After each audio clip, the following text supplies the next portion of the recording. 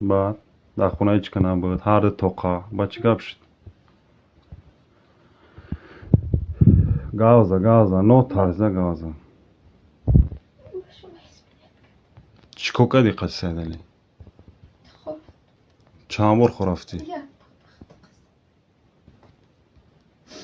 قد سیدلی خورافتی ها یادم کرد که میگیم و تو یادمون دیگه میشه درجی دو شبره چی شبه نشبه یه جای میشه با چی خیت دانی کوی یک ازگه میخیز یک ازگه را پا میکنیمیتی ها بارو چی وزی دا باینی هم اطراف روزیم که هم برای شفا و طبابت دردهای شما شرکت داروهای گیاهی پیشنهاد میکند سمیوون برای آنهایی که لاغر هستند و میخواهند وزن بگیرند، ام پلوس اپیمدیوم گردش خون را خوب نموده برای همخوابگی نیرو میبخشد. ملحمی پیگمنتا برای بیماری های پسریاز و سفید شوی پوست. بینداکس برای ریزانیدن کرم های معده و روده. میناکسیدیل برای سبزانیدن موی سر و ریش. کرم فریک برای دراز نمودن مهلت همخوابگی. روغن خیلبی برای ریزانیدن سنگ های گرده و طبابت آن. فاتزارب برای کم کردن وزن زیادتی. دسترس نمودن داروها به تمام شهرهای روسیه و جمهوری تاجیکستان به طور رایگان عملی می شود. آدمان میگویند که مرده میکشد. همین راست است یا دروغ؟ این دروغ است. هیچ وقت مرده هیچ کس نمیکشد. اگرچه همین گپ ها در بین ماها هست، حتی همون پدر نمیمانند که نزد همون گوری فرزندش رود. حالا که باید پدر فرزند در لحد باید که پدر گذارد، نمیگذارند. زنها نمیگذارند. نرو که مرده میکشد. وقتی مرده که کشید، این آیه های قرآن که هر یک انسان اجلی دارد، ساعتی دارد، این کجا می شود؟ مرده هیچ کس نمی کشد. محترم داملای شیرین سخن حاجی میرزا، برادری دارم که زنی خود را 3 طلاق داده با جای خواهر خوانده است و با او زندگی دارد. اگر از این باب با او گپ زنی، با جهل شده با ما جنجال میکند. چیکار کنیم؟ یعنی شما حقی خودتان گفتید و البته مردی که زنی خود 3 طلاق میدهد دیگر با او زن زندگی کردن میتواند، تا اگر رفته در همون اداره مفتیات مراجعت کند، راهها داشته باشد اونا برای او بیان میکنند. اگر راهها نداشته باشد دیگر با این زن این مرد را زندگی کردنش جایز نمی شود، درست نمی شود. و هر باری که با او خانه‌داری میکند این در حکم زنا می درآید. همچنان است که با یک زن بیگانه و چیکار کرده ایستاده است؟ خانه‌داری کرده ایستاده است. و او فرزندهایی که در خانه تولد می شود او را ولد زنا میگویند. اونا فرزندهای حرامی هستند. برای همین البته به البته، یعنی این برادر از روی دلسوزی و از روی اسلامداری که برای این برادرش مراجعت کرده است، باید این برادر قبول سازد، رفته مراجعت کند. اگر داشته باشد شرایط باز زندگیشان دوام دهد، اگر نداشته باشد شرایط داشته باشد باید که باید ترک کند. تمام طلاق کردی، تمام دیگر تو از زن جدا شدی. اول باید طلاق نمی کردی، مادام طلاق کردی اکنون دیگر باید که به همون قدرت و با همون سیاستی که داشتی اکنون رفتن گیر دیگر پس نگرد. امروز بسیار از جوانایی که بیچاره میان 3 طلاق کردین در حالت مستی، در حالت غضب، در حالت فلان گفته باز میخواهند زندگی کنند. برای همین ما کویگان مفتی هم نیستیم، فتوا دهنده هم نیستیم، به همه شما مراجعت میکنم. مفتیات اداره خاص در باب طلاق و نکاح دارد، میرین در همجا مراجعت میکنین، مرحمت کارتون همونها حل میکنن.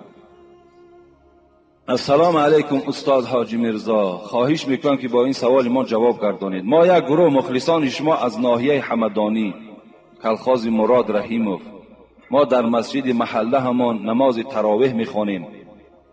بعد ختم تراویح سلام دادن نماز مردم خسته میروند. شما درباره اینها چی گفتنی دارید؟ دوم، در کلخاز ما یک مسجد است. یکم سوالش جواب میگردانیم. یعنی کسانی که ما نماز خواندیم تمام کردیم، یعنی بعد نماز باید که ما و شما ایستاده دعا کنیم، باید از پروردگارمان دعا طلب کنیم، زیرا الدعا هو العباده هست. الدعا مخ العباده هست. دعا خودش عبادت، دعا خودش مغز عبادت است. همون دستایی که شما میبردارین و از پروردگارتان زاره و تولا میکنید، وی هم در نزد پروردگار نماز نویسانده میشود، وی هم در نزد پروردگارتان عبادت نویسانده میشود. باید که بعد نماز ما و شما نشسته دعا کنیم که خداوند این عبادتی که ما داریم وی قبول بگرداند. باید که ما و شما دعا کنیم. اگر مبادایی که کسی ضرورت دارد، برای ضرورت اجازت است که وی مسجد ترک کند یا بین همون صفها را ترک کند، از پی کار شود. برای ضرورت میلش، لیکن بی ضرورت خیستنی شما ترک سنت میکنید. باید که نشینین همراه پیشواتون دعا کنید تا که خداوند دعای شما را قبول کند. یک فضیلت نماز با جماعت انا همین است که در بین ما کسی نمیداند. گفتی شاعر کس نمیداند در این بحر عمیق سنگریزه قدر دارد یا عقیق. در این بحر نمیداند کی قدر دارد، ملا امام با قدر است در نزد پروردگار یا که یک آدم عادی ترین نمازخوان، کی با قدر است کسی نمیداند. یک فضیلت جماعت همین است که شاید که با دعای یکی از همون قومیت خداوند خوش بیاید و دعای همه قوم قبول کند. برای همین ما و شما باید بعد نماز نشسته و یک جای دعا کنیم. مسجدها و صفها را ما و شما ترک نسازیم. ضرورت باشد میلش از پی کار شو، لیکن به ضرورت این خطا هست.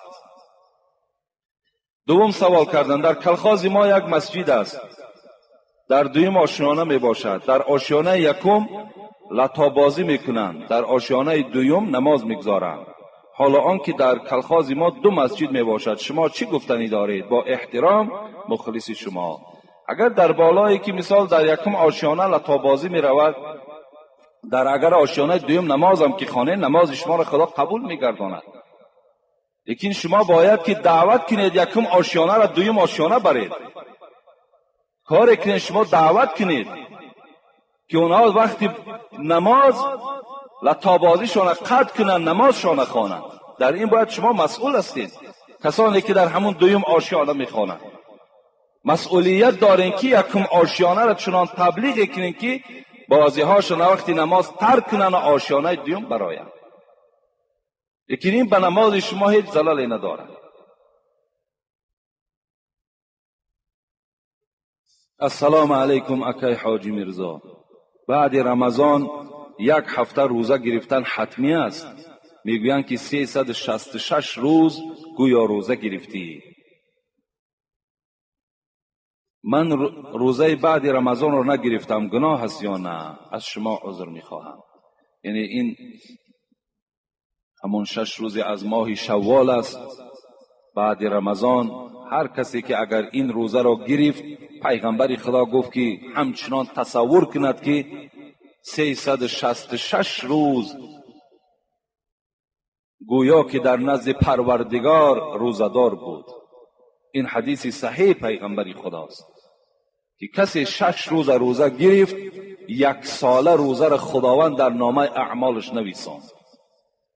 برای همین لیکن کسی نگرفت، در این نگرفتنش در نزد خداوند گناهکار نشد. زیرا فقط روزه‌ای که در گردن ما و شما فرض است، این روزه ماه مبارک رمضان است.